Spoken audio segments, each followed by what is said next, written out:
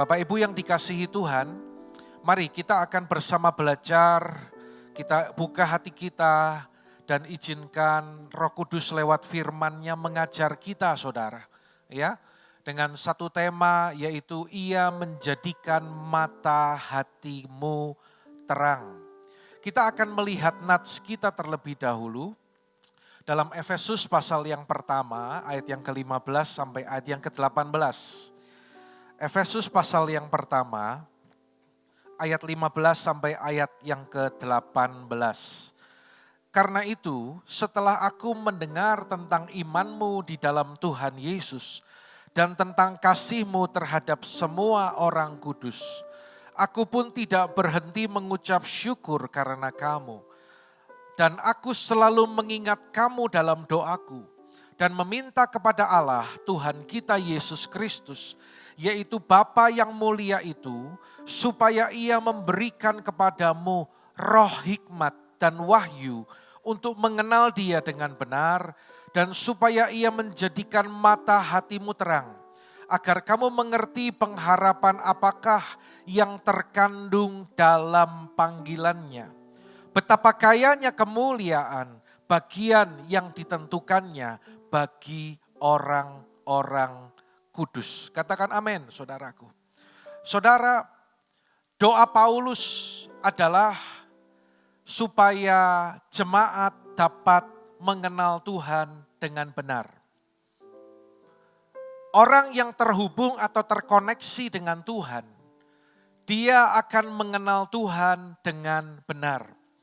Karena tanpa roh hikmat dan wahyu, seperti yang dikatakan pada bagian firman tadi, ya, kita tidak bisa mengerti, kita tidak bisa mengenal Tuhan, saudara. Saudara, saya memberikan satu gambaran, ya. Ada satu cerita, pada tahun 1937 terjadi satu tragedi kebakaran di sekolah di Itasca, ya, Texas. Saudara, peristiwa ini terjadi karena sekolah ini berdiri di atas lahan, yaitu ladang minyak. Dan karena ada satu kesalahan sampai akhirnya terjadilah kebakaran yang meluluh lantakkan sekolah ini. Dan 263 siswa meninggal pada musibah itu. Lalu sekolah ini kembali memperbaiki bangunan yang rusak itu, ya, bahkan bagian yang samping diperluas, ya, menjadi lebih luas dari sebelumnya. Dan saat itu mereka sudah menemukan satu sistem, yaitu macam sprinkle water, yaitu alat pemadam. Kalau saudara pergi ke hotel, lihat ada alat bulat itu dipasang di plafon. Itu untuk mendeteksi asap, dan ketika terjadi kebakaran ada panas, maka alat itu otomatis bekerja dan akan menyiramkan air sehingga kebakaran itu tidak semakin parah, saudara. Diperlengkapi dengan sprinkle itu dengan harapan untuk mengantisipasi hal-hal yang tidak diinginkan. Tetapi saudara, tahukah Anda bahwa setelah 7 tahun berjalan, baru disadari ternyata sistem pemadam kebakaran yang canggih itu tidak terhubung dengan sumber energi. Tidak terhubung dengan listrik. Apa artinya? Artinya saat itu ketika terjadi kebakaran, sehebat apapun sistem pemadam yang ada, itu tidak berfungsi. Saudara bisa bayangkan, ya, sudah disiapkan sedemikian, tetapi tidak terhubung dengan sumber energi, sehingga tidak berfungsi. Saudara, ini adalah satu gambaran kehidupan anak-anak Tuhan, kehidupan orang percaya, yang tanpa disadari tidak terhubung atau terkoneksi dengan Roh Kudus. Sehingga kita tidak bisa mengenal Tuhan. Apa yang Roh Kudus kerjakan? Roh Kudus menjadikan mata hati kita terang. Sehingga kita boleh mengerti pengharapan apa yang terkandung dalam panggilannya. Saudara, banyak orang gak ngerti, banyak orang gak mudeng. Kenapa? Karena mata hatinya masih tertutup, saudaraku. Belum dibukakan. Kenapa Pak kok masih tertutup? Karena belum terhubung dengan Roh Kudus. Kita melihat dalam Alkitab, ada seorang bernama Nabi Yesaya.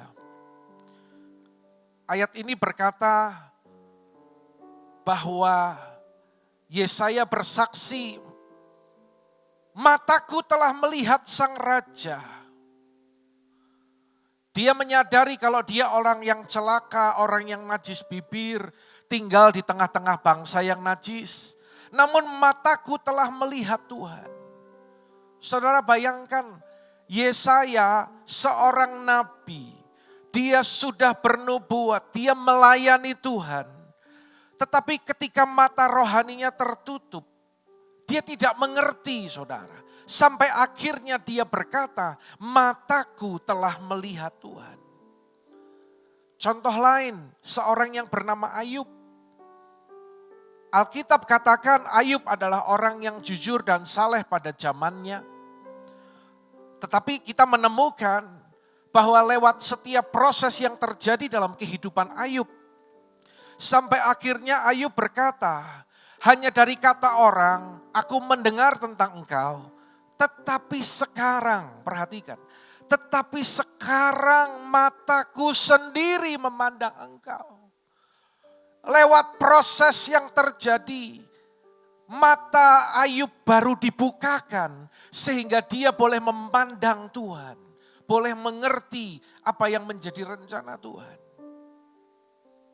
Paulus yang dulunya Saulus, siapa dia? Dia adalah murid dari Gamaliel. Ya, dia menguasai kitab-kitab suci. Bahkan dikatakan dia lebih Taurat dari orang-orang Farisi, saudara, daripada ahli-ahli Taurat. Dalam satu kali perjalanan dia ke Damsyik, dia bertemu dengan Tuhan Yesus, dijumpai oleh Tuhan Yesus. Dan saat itu dia mendadak rebah dan matanya buta. 3 hari dia dalam buta itu. Sampai akhirnya Tuhan mengutus seorang hambanya bernama Ananias untuk datang menjumpai Paulus. Dan ketika itu mata Paulus itu dibukakan dan dia bisa melihat. Saudara, kalau mata hati kita masih tertutup, kita tidak bisa melihat. Kalau belum dibukakan, belum diterangi oleh terang Roh Kudus, kita tidak bisa mengenal Tuhan dengan benar, saudaraku. Pagi hari ini, saya mengajak kita untuk membuka hati kita, ya, dan kita mau terima firman ini, kita boleh mengevaluasi diri kita dan mengizinkan Tuhan untuk membukakan mata hati kita, untuk kita bisa melihat Dia. Apa yang menyebabkan mata hati kita tertutup? Yang pertama adalah dosa dan pemberontakan. Ayat ini berkata, jika Injil yang kami beritakan masih tertutup juga, maka ia tertutup untuk mereka yang akan binasa. Siapa yang akan binasa? Yaitu, perhatikan, orang-orang yang tidak percaya, yang pikirannya telah dibutakan oleh ilah zaman ini. Sehingga mereka tidak melihat cahaya Injil tentang kemuliaan Kristus yang adalah gambaran Allah. Dikuasai oleh ilah zaman ini. Saudaraku, Alkitab juga berkata bahwa mata kita adalah pelita tubuh. Jika mata kita baik, maka teranglah seluruh tubuh kita. Jika mata kita jahat, maka gelaplah tubuh kita. Saudara, dilanjutkan dengan ayat berikutnya. Tidak ada seorang pun yang dapat mengabdi kepada Tuhan, kepada dua Tuhan, ya, karena ia akan membenci seseorang dan mengasihi yang lain. Atau ia akan setia kepada seseorang dan tidak mengindahkan yang lain. kamu tidak dapat mengabdi kepada Allah dan kepada Mamon. Saudara, ini adalah akibat mata yang tertutup yang tidak bisa melihat. Saudara, karena itu Tuhan berkata, kalau matamu menyesatkan engkau, cungkilah itu.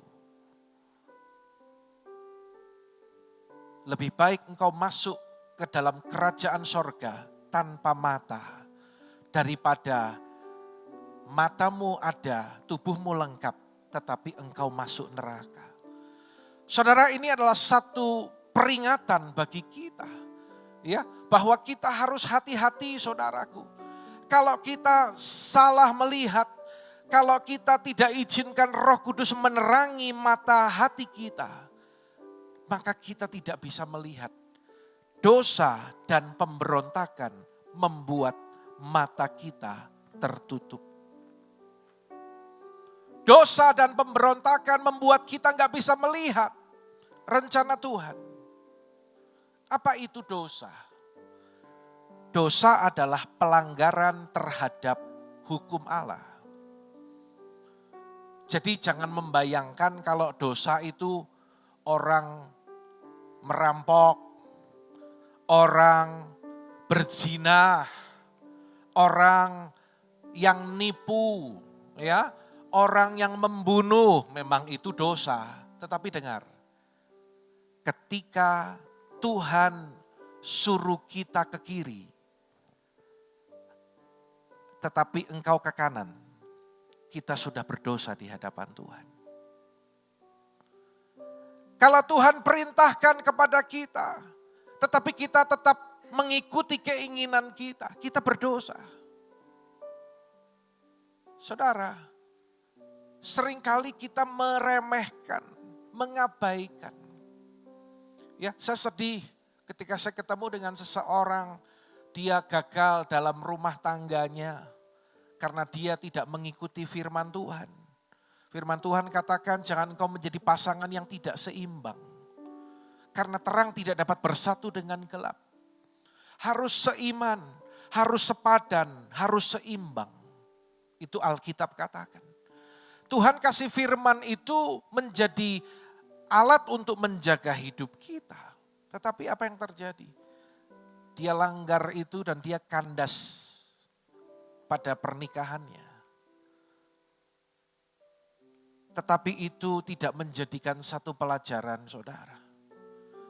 Sampai akhirnya saya mendengar berita bahwa dia menikah lagi. Dan saya tanya, pemberkatan enggak? Enggak. Saya katakan, kamu enggak pernah belajar dari masa lalumu. Engkau mengikuti keinginanmu sendiri daripada kehendak Allah. Saudara, kalau kita masih tetap tinggal dalam dosa dan pemberontakan, mata hati kita akan tertutup. Ya, karena itu setiap perjamuan kudus kita mau bereskan hati kita. Jangan sembunyikan dosa. Ya, jangan memberontak kepada Tuhan. Kalau Tuhan perintahkan untuk melangkah, ayo kita melangkah. Kalau Tuhan suruh kita untuk mengampuni, kita mengampuni. Kalau Tuhan ajar kita untuk setia, ayo kita setia. Ya. Yang kedua, apa yang menyebabkan mata hati kita tertutup? Yaitu sikap suka mengkritik dan menghakimi. Ayat ini berkata, jangan kamu menghakimi supaya kamu tidak dihakimi. Karena dengan penghakiman yang kamu pakai untuk menghakimi, kamu akan dihakimi dan ukuran yang kamu pakai untuk mengukur akan diukurkan kepadamu. Mengapa engkau melihat selumbar di mata saudaramu, sedangkan balok di dalam matamu tidak engkau ketahui? Bagaimanakah engkau dapat berkata kepada saudaramu, biarlah aku mengeluarkan selumbar itu dari matamu, padahal ada balok di dalam matamu? Hai orang munafik, keluarkanlah dahulu balok dari matamu, maka engkau akan melihat dengan jelas untuk mengeluarkan selumbar itu dari mata saudaramu. Saudara, situasi yang tidak baik ini, ya, situasi di akhir zaman ini sebelum Tuhan datang, itu menciptakan satu situasi dan kondisi, yaitu apa, saudara? Tanpa sadar banyak orang itu menghakimi. Ya. Bahasa Inggrisnya itu fault finder. Jadi kalau lihat orang itu selalu aja cari-cari salahnya. Kalau bahasa gaulnya suka nyinyirin orang. Ya, suka nyinyir. Jadi enggak ada yang benar. Nah, ini membuat mata kita itu tertutup, saudaraku. Saudara ingat satu cerita ketika ada seorang ayah berjalan bersama dengan anaknya dengan menuntun seekor keledai. Ada orang lihat dan ada orang nyinyirin. Itu ayah sama anak kok bodoh ya, punya keledai kok enggak dinaikin. Ya udah, sekarang anaknya ditaruh di atas keledai, ayahnya jalan nuntun. Orang yang sama juga nyinyir lagi. Itu anak gak berbakti kepada orang tua. Masa anaknya yang naik keledai, orang tuanya suruh jalan. Ya udah, tukeran. Bapaknya naik keledai, anaknya jalan di samping keledai. Waduh, orang yang sama berkata, waduh, itu orang tua kok gak sayang sama anak ya. Masa orang tuanya naik keledai, anaknya disuruh jalan. Ya udah, sekarang daripada diomong, naiklah dua-duanya di atas keledai. Orang yang sama nyinyirin lagi. Itu bapak sama anak tega-teganya dua-duanya naik keledai. Kok tidak berperi kebinatangan ya? Apa-apa salah, saudara. Ya, saudara lihat. Semuanya jadi serba salah. Zaman sekarang, ya, ada orang yang suka menghakimi dan melihat, jadi nggak ada yang benar, semuanya salah, saudaraku. Tapi firman Tuhan mengajar apa? Sebelum engkau menghakimi, sebelum engkau melihat kesalahan, selumbar di mata saudaramu, ingat ada balok di depan matamu. Keluarkan dulu balok itu, supaya engkau dapat melihat dengan jelas. Akhirnya naik dua-duanya di atas keledai juga salah. Menurut saudara, harusnya gimana? Akhirnya daripada pusing-pusing mereka turun dari keledai dan mereka angkat keledai itu bersama-sama. Orang yang sama juga nyinyirin lagi, itu bapak sama anak gak punya otak. Punya keledai malah digendong. Lah mau apa saudara? Saudara ngerti dari cerita ini? Ya, karena itu saudara, ya, yang pertama belajar supaya kita tidak menghakimi, tidak mengkritik. Bedakan antara nasihat dan kritikan. Ya, bedakan. Kalau engkau dinasehati oleh pemimpin rohanimu, oleh gembala kul, oleh Bapak Gembala, diingatkan itu bukan sedang dikritik, tetapi sedang dinasehati. Ya, kayak orang jalan mau masuk ke lubang, hati-hati kamu jangan sampai jatuh ke lubang. Tetapi orang yang menghakimi ini urusannya cuma lihat kesalahan orang, tanpa sadar menganggap dirinya yang paling benar. Saudara, kalau Anda mau urusin orang lain boleh. Apa saudara? Doakan orang itu. Doakan dia. Ya. Jadi yang kedua apa saudara yang membuat mata kita tertutup? Apa saudara? Suka mengkritik dan menghakimi. Ya. Saya berdoa di tempat ini tidak ada tukang kritik saudara. Ya. Harusnya kan seperti ini. Harusnya gereja seperti itu. Harusnya kan dibuat kayak gini. Lah kamu selama ini lakukan apa buat gereja? Enggak. Nah, pinter ngomong, tetapi tidak pintar melakukan apa-apa. Ya. Terus yang ketiga, apa yang membuat mata kita tertutup? Ya ini tadi ayat ya kelewat. Ya, yang ketiga, baca sama-sama saudara. Ayo semangat semuanya. 2, 3. Hidup dalam kebencian dan kepahitan. Baca ayat ini sama-sama yuk dengan suara keras. Anda bisa lihat ya tulisannya ya. Yang keras ya. 2, 3. Barang siapa berkata bahwa ia berada di dalam terang, tetapi ia membenci saudaranya, ia berada di dalam kegelapan sampai sekarang. Alkitab katakan, seperti apapun kita, seaktif apapun kita, tetapi ketika kita membenci saudara kita, artinya tidak mengampuni, nyimpen ganjelan. Alkitab katakan, kita berada dalam kegelapan sampai sekarang. Saya mau tanya, saudara bisa enggak hidup dalam kegelapan? Dalam dunia nyata kita ini loh. Anda kalau malam nyalain lampu rumah? Hah? Coba nanti malam sekali-kali ya. Satu rumah enggak usah dinyalain. Matiin dari meteran. Bisa? Lalu Anda di kamar kebelet kencing ke kamar mandi. Bisa? Tanpa lampu, tanpa lilin. Bisa? Bisa nabrak saudaraku. Ya? Masuk kamar mandi, bisa kepleset. Itu yang terjadi. Saya kadang iseng ya, ngeledekin anak-anak, ngeledekin Bu Andi. Kalau lagi nyetir malam saya udah lihat tracknya gitu. Tapi seketika tak matiin lampunya, trek gitu. Papi gitu. Langsung tak nyalain lagi. Langsung gelap semua. Saudara, seperti itulah yang dikatakan. Kalau kita membenci saudara kita, kita itu berada dalam kegelapan. Orang yang ada dalam kegelapan itu ya selain tadi bisa nabrak, bisa kepleset, dia nggak bisa melihat apa-apa. Dia nggak bisa membedakan. Dia nggak ngerti kemana dia melangkah. Sekali lagi umat Tuhan, firman Tuhan mengajar kita. Ya, bereskan hati kita dari kebencian.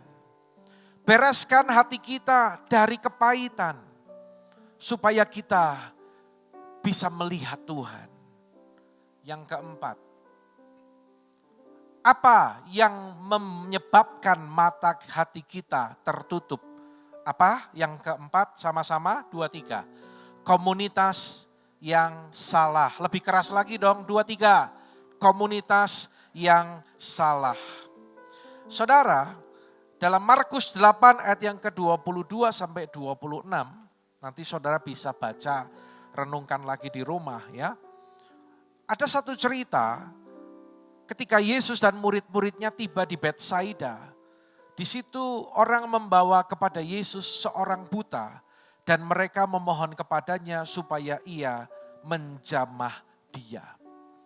Lalu apa yang Yesus lakukan? Perhatikan saudara.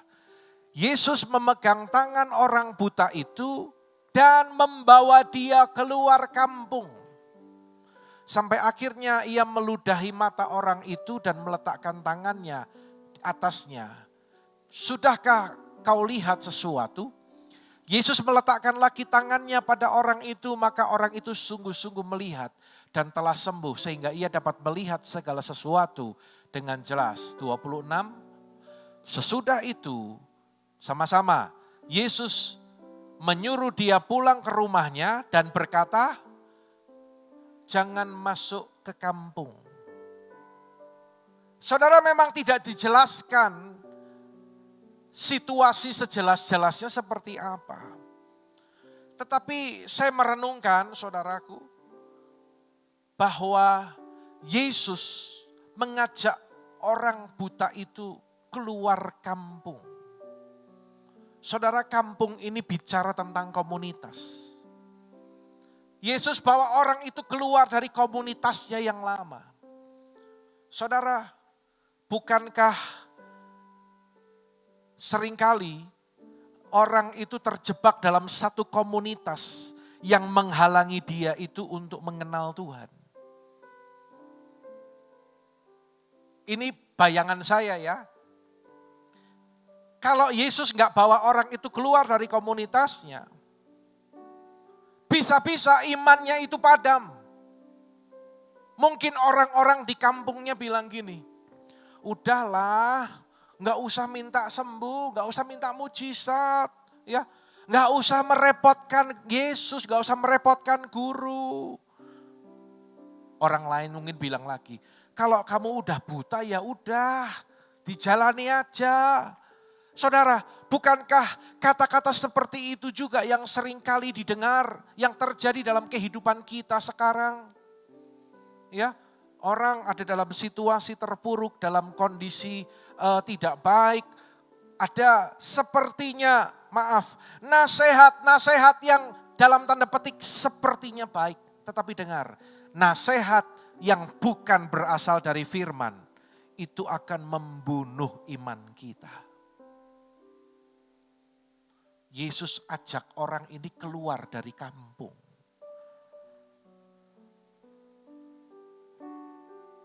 Padahal Yesus menyembuhkan di kampung itu bisa enggak? Enggak ada orang ya. Padahal Yesus kalau mau menyembuhkan orang itu di kampungnya bisa enggak? Tetapi Yesus ketika dia menyembuhkan orang, dia selalu mau membangkitkan dulu iman orang itu. Yesus ajak orang ini keluar. Dan setelah sembuh, Yesus bilang lagi gini, pulang ke rumahmu. Ya, jangan menggok-menggok, jangan masuk kampung.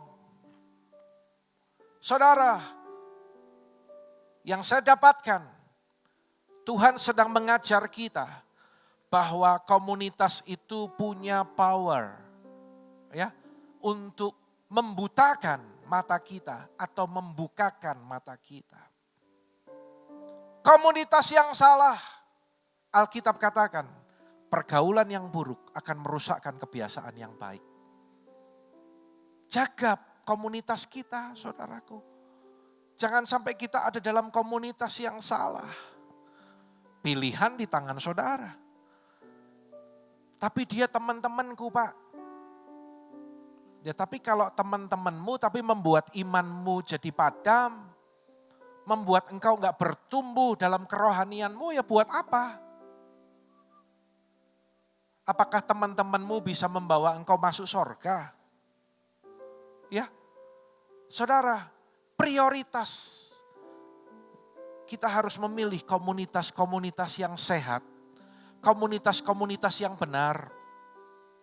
Karena komunitas bisa mempengaruhi mata kita untuk kita bisa melihat Tuhan.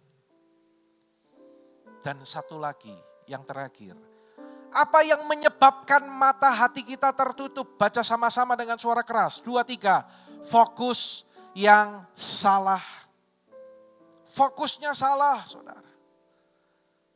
Saudara, saya teringat tentang satu kisah. Bagaimana ketika Abraham menyuruh Hagar dan anaknya Ismail itu keluar dari rumahnya. Kita tahu kalau Tuhan menetapkan Abraham memiliki keturunan ya dari Sarah yaitu Ishak. Tetapi karena Abraham, Sarah tidak taat kepada Tuhan sampai akhirnya Abraham berusaha untuk menolong Tuhan untuk mendapatkan keturunan dari Hagar. Dan singkat cerita pada bagian ini, Abraham menyuruh Hagar pergi keluar dari rumah. Saudara, apa yang terjadi ketika Hagar keluar dari rumah itu dan ketika air yang dibawa dalam kirbat itu habis, dikatakan Hagar itu membuang Ismail, membuang anaknya itu ke semak-semak, ya, dan dia duduk agak jauh, sepemanah jauhnya. Sepemanah tuh gini, orang pakai panah nembak, teng, lah itu sepemanah. Kira-kira sekitar 20 meter. ya, dari tempat saya berdiri sampai ke pintu kaca, kira-kira itu 20 meter. Jadi Hagar di sini, anaknya di sana ditinggalin. Dia bingung karena airnya habis. Dia tidak tahan melihat anaknya mati. Dan dia menangis dengan suara nyaring. Tetapi ayat ini berkata, lalu Allah membuka mata Hagar sehingga ia melihat sebuah sumur.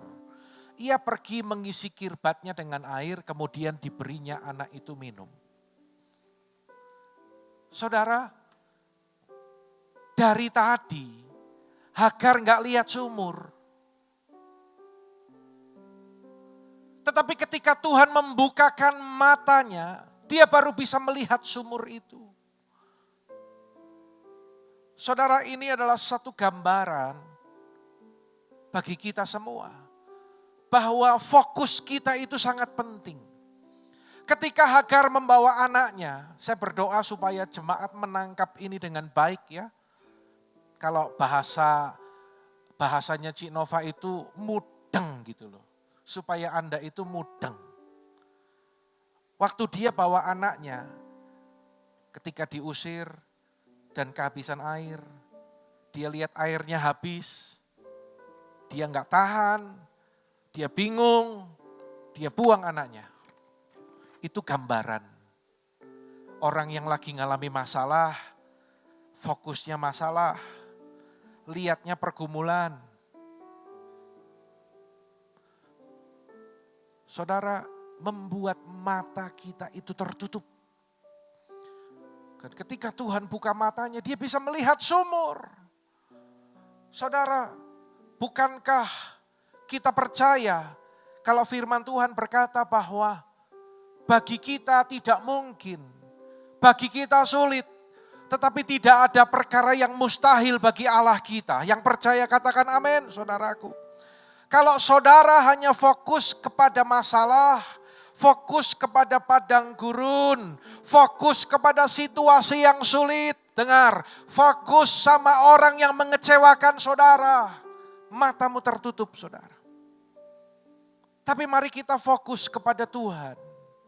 Orang yang fokus kepada Tuhan, dengar baik-baik. Dia akan melihat janji Tuhan. Katakan amin. Orang yang fokus kepada Tuhan, meskipun jalan di depannya tertutup, tetapi matanya akan melihat jalan-jalan yang Tuhan bukakan bagi dia. Orang yang fokus kepada Tuhan, meskipun sumur di dekatnya itu kering, tetapi Tuhan akan tunjukkan dan dia akan melihat sumur-sumur yang baru yang Tuhan sediakan bagi dia. Orang yang fokus kepada Tuhan, meskipun semua yang di sekelilingnya hidupnya nampak suram, tetapi ketika matanya tertuju kepada Tuhan, dia mampu untuk melihat rencana Tuhan di balik situasi yang sedang terjadi. Dia bisa berkata bahwa dalam segala perkara Tuhan turut bekerja untuk mendatangkan kebaikan. Orang yang fokusnya kepada Tuhan, dia bisa berkata bahwa aku percaya Tuhan punya rancangan damai sejahtera untuk memberikan hari depan yang penuh harapan. Saudara, catat ini baik-baik. Ini akan mempengaruhi kehidupan saudara dalam mengiring Tuhan. Jangan sampai salah fokus. Salfok. Jangan sampai salah fokus. Jangan sampai kita punya motivasi yang salah. Dalam perjalanan ke Emmaus, ketika murid-murid itu putus asa karena Yesus mati, mereka berjumpa dengan Yesus. Dan Alkitab berkata, mereka tidak kenal dan tidak tahu siapa Yesus itu. Tidak mengenali Yesus. Kok bisa? Lawang hari-hari kumpul sama Yesus kok. Ya. Lalu mereka berkata, padahal kami mengharapkan Yesus itu, Dia yang akan datang untuk membebaskan bangsa Israel. Bayangan mereka Yesus itulah yang nanti menjadi raja bagi Israel. Harapannya salah. Berapa banyak orang juga fokus yang salah membuat dia punya motivasi yang salah. Ikut Tuhan, ya. Ikut Tuhan itu hanya berpikir mengharapkan supaya aku itu kaya, supaya aku itu hoki. Ikut Tuhan supaya aku nggak ada masalah. Sepertinya rohani kan, sepertinya baik kan, bukan. Ikut Tuhan bukan supaya saudara itu nggak punya masalah. Karena Alkitab tidak pernah berkata orang yang ikut Tuhan tidak punya masalah. Tetapi orang yang percaya dan mengikuti Tuhan, dia akan mengalami pertolongan Tuhan. Dia akan menjalani kehidupan itu bersama dengan Tuhan. Sampai dia kembali ke rumah Bapa. Sampai garis finish, sampai garis akhir. Ya, hati-hati dengan kelima hal ini. Apa yang pertama yang membuat mata kita tertutup? Saya tes dulu, jemaat, ayo antusias. Apa yang pertama yang membuat mata kita tertutup? Dosa dan pemberontakan. Apa yang kedua yang membuat mata kita tertutup? Suka mengkritik dan menghakimi. Apa yang ketiga? Hidup dalam kebencian dan kepahitan. Apa yang keempat? Komunitas yang salah. Apa yang kelima? Fokus yang salah. Jaga diri saudara dari hal-hal itu, saudara. Dan sekarang kita lihat. Bagaimana agar mata hati kita terbuka dalam terang Roh Kudus? Bagaimana supaya selubung itu disingkapkan? Bagaimana mata yang buta, yang tertutup selama ini itu bisa diterangi, bisa terbuka? Yang pertama, baca sama-sama dengan suara keras. 2, 3. Bangun hubungan dengan Roh Kudus. Hubungan yang baik, hubungan yang intim, saudaraku.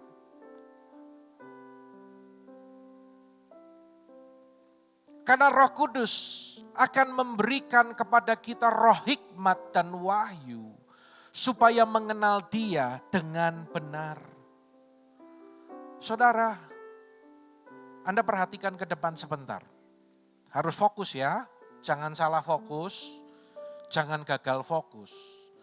Jadi kalau ibadah harus fokus, supaya saudara dapat firman-Nya itu lengkap. Oke? Ya, saya kembali ke poin saudaraku. Nah saudara, memang firman Tuhan yang Anda dengar dalam ibadah seperti ini, ketika Anda datang ikut morning call secara Zoom, itu memang baik dan itu akan menunjang pertumbuhan kerohanian kita. Tetapi tidak hanya sampai di sana, saudaraku. Tuhan mau kita membangun hubungan yang pribadi, yang baik dengan Roh Kudus. Supaya kita bisa mengenal Dia. Supaya kita membaca firman dan kita mudeng artinya. Dalam Ibrani pasal yang kelima, ayat yang ke-12 sampai 14 saya akan bacakan bagi saudara. Sekalipun kamu ditinjau dari sudut waktu, sudah seharusnya menjadi pengajar.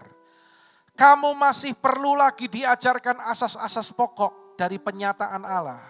Dan kamu masih memerlukan susu, bukan makanan keras. Ayat 13, sebab barang siapa masih memerlukan susu, ia tidak memahami ajaran tentang kebenaran, sebab ia adalah anak kecil. Tetapi makanan keras adalah untuk orang dewasa yang karena mempunyai panca indera yang terlatih untuk membedakan mana yang baik daripada yang jahat. Saudara perhatikan ini. Apakah kita orang yang kanak-kanak, bahkan mungkin bayi rohani yang masih perlu susu, yang nunggunya terus susu terus, atau makanan keras? Kalau susu itu kan langsung diminum. Kayak Anda dengar firman hari ini, Pak Andi yang siapkan firman, ya, merenungkan firman ini, menjabarkan supaya bisa ditangkap dengan jelas, disiapkan secara sistematis, dibuat poin per poin, supaya jemaat itu nangkep mudeng. Ya, kalau susu itu langsung diminum, tetapi kalau makanan keras itu perlu dikunyah. Saya percaya secara jasmani kita semua di sini sudah dewasa, giginya lengkap. Betul saudaraku? Ya. Om KI juga udah usia lanjut, giginya masih lengkap ya Om? Oh ompong ya, tapi masih punya gigi ya. Soalnya kemarin masih bisa makan bareng saya, kayak gitu kan. Ya apapun pokoknya masih bisa ngunyah. Tapi kalau bayi belum ada gigi kan memang gak bisa ngunyah. Anda kasih tempe kemul buat bayi yang belum punya gigi. Sampai sore tempe kemulnya gak habis-habis saudara. Cuma dianyut-kanyut kayak gitu saudara. Ya betul, yang punya ponakan masih kecil-kecil. Coba kasih tempe kemul yang belum punya gigi loh maksudnya. Tapi kalau bayi dikasih susu langsung bisa diminum. Kita terima firman seperti ini. Anda langsung terima, dengar. Anda bisa menangkap. Saudara, bukan hanya susu terus. Tetapi firman Tuhan ajarkan Anda itu harus menjadi dewasa. Ciri orang dewasa apa Pak? Punya gigi. Kok punya gigi buat apa? Buat ngunyah. Maksudnya apa Pak? Anda bisa punya waktu sendiri secara pribadi. Berdoa, baca dan renungkan firman. Dikunyah. Ya, direnungkan itu artinya dikunyah. Oh, tadi pagi aku membaca kok sekilas orang mudeng. Tetapi sehari itu kita renungkan terus, dikunyah. Sampai akhirnya, oh iya ya, ternyata maksudnya itu seperti ini. Nah itu saudaraku. Kita perlu pengertian, kita perlu pencerahan, kita perlu pewahyuan dari Roh Kudus untuk kita ngerti. Kalau enggak, kita bisa ngawur untuk menafsirkan firman, saudara. Jangan sampai kalau Pak Gembala khotbah, Anda dengar firman di sini. Kalau di gereja itu, maaf ya, jemaat itu kan pasang tampangnya itu tampang ngerti semua. Kayaknya ngerti semua, mudeng. Tapi ketika saya berkunjung, ketika saya ketemu, tak tanya kemarin maksud firmannya apa, enggak mudeng. Ditanyain, apakah engkau yakin percaya kalau Yesus sudah mati dan dibangkitkan untuk menebus dosamu. Dan engkau percaya engkau sudah diampuni. Gak mudeng. Bayangkan saudara. Dalam kondisi di mana Tuhan sudah hampir datang menjemput kita. Masih ada anak-anak Tuhan orang percaya yang gak mudeng. Orang yang tidak mencari Tuhan dengan sungguh-sungguh di hari-hari yang terakhir ini, dengar baik-baik. Ya, dia tidak merasa perlu memprioritaskan untuk mencari Tuhan. Lebih sungguh-sungguh lagi, bergaul dengan Tuhan, berdoa, memuji, menyembah, baca firman, terus mengerti kehendak Tuhan dan hidup dalam kehendak Tuhan. Orang yang gak lakukan itu, saya simpulkan gini, mata hatinya masih tertutup. Gak ngerti gitu loh. Situasinya itu begitu urgent, begitu mendesak, ya, supaya kita itu boleh tetap kuat sampai garis akhir. Saudara, bangun hubungan pribadimu dengan Tuhan. Yang kedua, bagaimana agar mata hati kita terbuka dalam terang Roh Kudus? Baca sama-sama, 2, 3. Beri, saya mau lebih keras lagi. Yang kedua, 2, 3, beri dirimu dimuridkan. Ya. Dimuridkan seperti apa yang tertulis dalam amanat agung. Ajarlah mereka melakukan segala sesuatu yang telah kuperintahkan kepadamu. Itu namanya dimuridkan. Cara Yesus mengajar, cara Yesus bersama dengan murid-muridnya itu seperti itu, dimuridkan.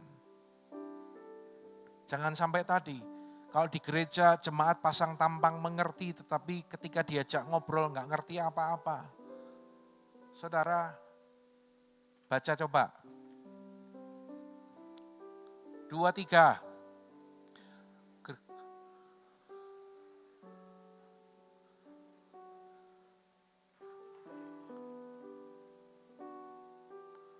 Jangan sampai satu gereja jemaatnya banyak, sepertinya banyak. Tapi saya menjumpai ternyata sebagian besar dari jemaatnya hanya berhenti pada level bayi-bayi rohani. Karena tidak dimuridkan. Saya ngobrol dengan teman-teman pendeta, kami itu dekat saudara. Pendeta GKJ saya dekat. Pendeta GSCA saya dekat. Pendeta Pentakosta saya dekat. Rapat kemarin ngobrol. Rapatnya dari pagi sampai malam saudara. Karena sekaligus temu kangen. Ya kita ngobrol. Kadang ada nama-nama jemaat yang muncul. Si A ya? Iya. Lo dulu di tempat Pak Andi toh? Iya. Sekarang enggak di Pak? Enggak. Lo saya pikir udah aktif di tempatin jenengan. Ora Pak. Semenjak Pak Andi masrahin sampai sekarang dia enggak pernah datang ke gereja.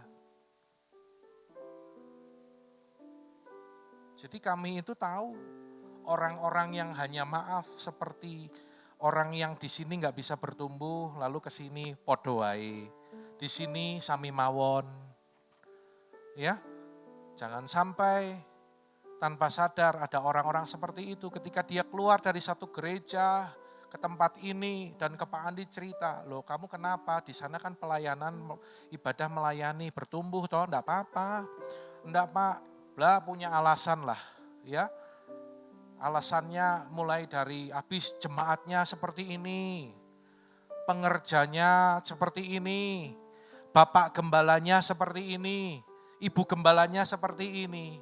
Saudara, saya enggak terlalu yakin dengan cerita seperti itu. Karena apa? Belum tentu di tempat yang baru, dia itu bertumbuh dengan baik. Kalau matanya masih tertutup, belum dibukakan, di tempat yang baru juga nanti gitu. Nah, jemaatnya kayak gini, gembalanya seperti ini, ibu gembalanya seperti ini. Pindah maning. Kami ini hanya senyum ngobrol kalau ngobrol tuh senyum-senyum, iya ya. Iya. Jadi kenapa saya mengingatkan beberapa minggu yang lalu, saudara jadi jemaat itu yang berkomitmen. Ya. Kemarin juga ngobrol kita sampai pada satu kesimpulan, ya enggak apa-apa. Kalau sampai di gereja saya dia bilang enggak mau, ya mau di mana? Yang penting beribadah, yang penting punya rumah, bertumbuh. Gitu kan saudaraku. Ya. Ini loh. Kalau gereja ini tidak memuridkan, kita hanya menjadi stok pabriknya bayi-bayi rohani. Karena itu saya berulang kali ingatkan para pemimpin Gembalakul.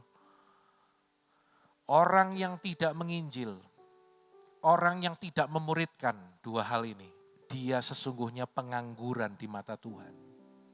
Karena amanat agung pergi jadikan semua bangsa muridku dan ajarlah mereka. Nginjil dan muridkan.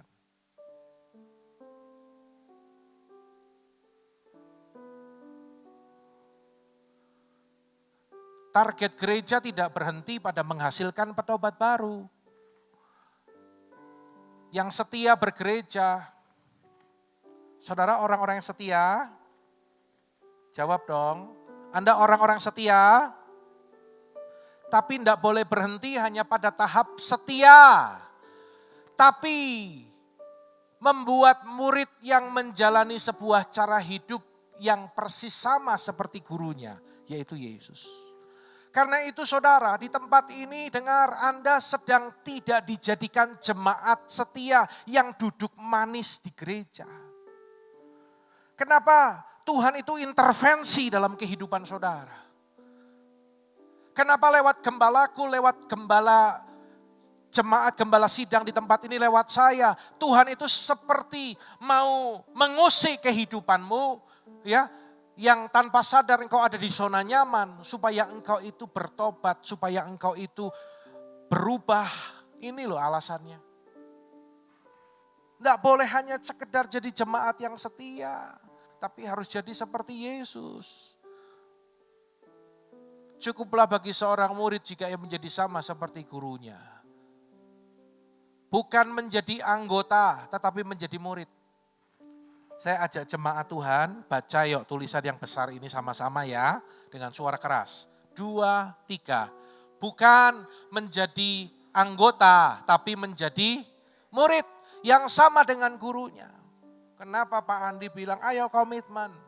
Saya akan cek data. Tujuannya ini saudara. Tujuannya cuma ini. Itu menunjukkan bahwa saya mau menjadi seorang hamba Tuhan yang bertanggung jawab. Seberapapun yang Tuhan percayakan, saya harus memastikan anak-anak rohani saya ini, mereka itu dalam kondisi baik dan bertumbuh. Asalkan dia mau untuk dibina. Sampai kapanpun, sampai kondisi seperti apapun, kalau orang itu mau dibina, saya akan bina dia saudara. Tapi kalau orangnya enggak mau, ya saya enggak bisa. Jangankan Pak Andi, kalau orangnya enggak mau, Tuhan juga enggak bisa tolong dia. Betul enggak saudara? Masa kalah jawabnya sama orang tua? Betul enggak saudara? Ah melu-melu senengnya. Jangan kalah sama orang tua kita yang sudah 86 tahun. Masih perpanjang SIM saudara. Tak temenin kemarin. Sampai polisi ini saya moto guyu-guyu bingung. 86 Pak? Iya. Bikin SIM saya? Iya. Mau balapan sama saya nanti pakai motor ya Om. Ya, ngerti saudaraku? Ngerti ya? Kenapa saya bilang masalah kemarin? Jangan sampai sekian lama nggak muncul. Nanti tiba-tiba saya dengar berita, ada yang sakit lah, mohon maaf, ada yang meninggal lah. Saudara bukan ditangkap ya, tolong minta hikmat pengertian dari Tuhan. Bukan masalah Pak Andi itu tidak mau melayani. Tetapi dengar gini loh, Anda bisa membayangkan enggak sebagai bapak, sebagai gembala, sebagai orang tua. Sekian lama raketok, ora krungu, kabare. Tiba-tiba maaf dengar orangnya enggak ada. Saya itu susah, saya itu enggak tahu keadaan dia. Saya enggak ngerti pada saat-saat terakhir rohaninya gimana. Bagaimana saya mempertanggungjawabkan di hadapan Tuhan.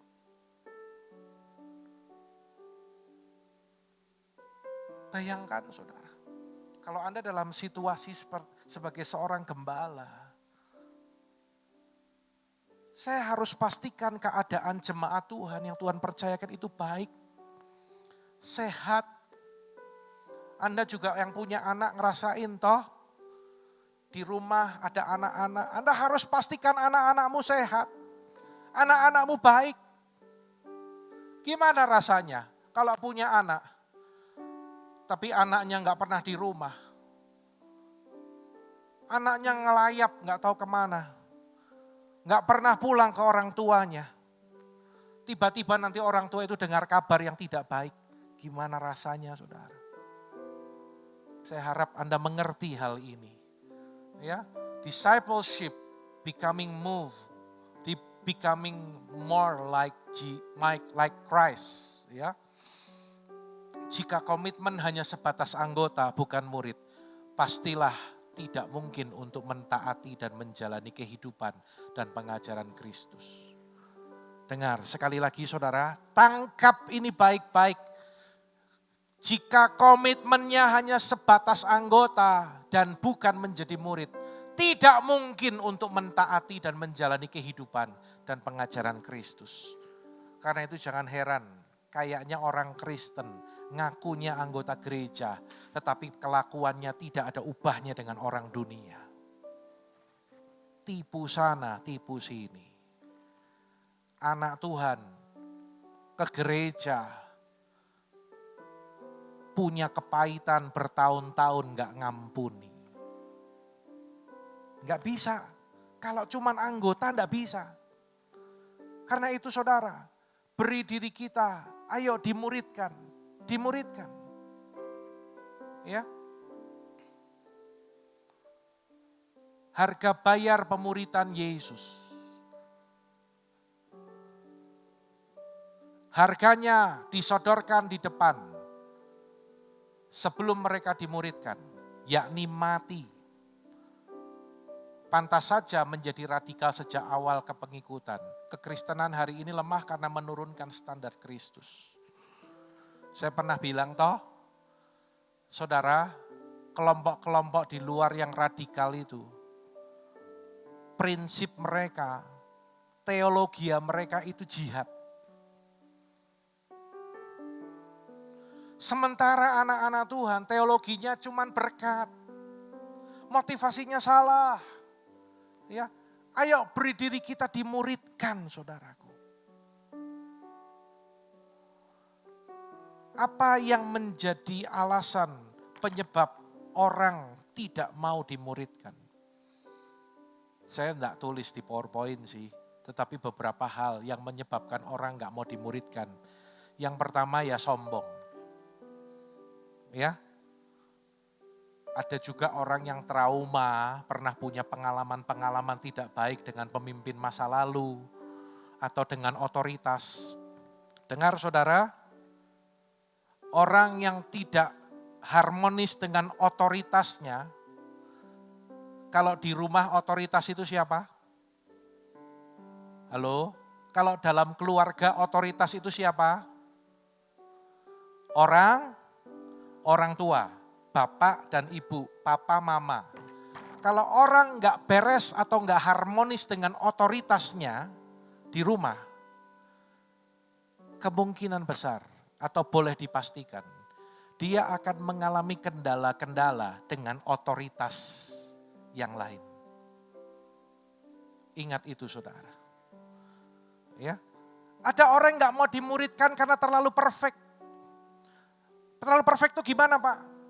Ya dia menuntut yang memuridkan itu ya harus sesempurna Yesus lah. Ya, Pak Gembala itu ya harus seperti Yesus, plek-jiplek, gak ada kekurangannya. Ya enggak bisa saudara. Kita itu enggak sempurna. Tetapi kita itu belajar untuk menjadi pribadi yang sempurna seperti Yesus. Yang ketiga, yang terakhir, bagaimana agar mata hati kita terbuka dalam terang Roh Kudus. Apa yang ketiga saudara? Baca sama-sama dengan suara keras, 2, 3. Terhubung dalam komunitas yang benar. Sekali lagi, komunitas yang benar. Waktu murid-murid dalam perjalanan ke Emmaus, mereka nggak bisa kenali Yesus. Dan Yesus seolah-olah akan melanjutkan perjalanan. Tapi saat itu akhirnya Yesus diundang untuk duduk makan dengan mereka. Yesus mengambil roti, mengucap berkat, lalu memecah-mecahkannya dan memberikan kepada mereka. Perhatikan, ketika itu terbukalah mata mereka dan mereka pun mengenal Dia. Jadi ketika Yesus ada bersama dengan murid-murid duduk makan bersama-sama dalam persekutuan bersama-sama, saat itulah terbukalah mata mereka. Saya menangkap satu pengertian di sini apa saudara? Bahwa terhubung dengan komunitas yang benar itu sangat penting. Komunitas yang salah akan membutakan mata kita. Tetapi sebaliknya komunitas yang benar akan membuat mata hati kita itu terbuka dan kita bisa mengenal Tuhan. Di gereja kita ada kul. Bergabunglah, terhubunglah dengan kul. Ya, kalau Anda tidak terhubung dengan kul, Anda hanya sebatas orang-orang yang setia beribadah. Anda enggak bertumbuh, saudara. Jadi cara Yesus itu memuridkan kan gini loh, dialog ya, 2 arah ya, ngobrol ya. Dan ketika ngobrol itu baru bisa menangkap, oh ya seperti ini. Nah saudara, cara pemuritan dalam komunitas yang seperti itu akan menghancurkan benteng-benteng yang menghalangi kita untuk bertumbuh. 3 hal ini, biarlah kita boleh menangkap dan meresponinya dengan baik. Agar mata hati kita boleh dibukakan dan kita boleh mengenal Tuhan.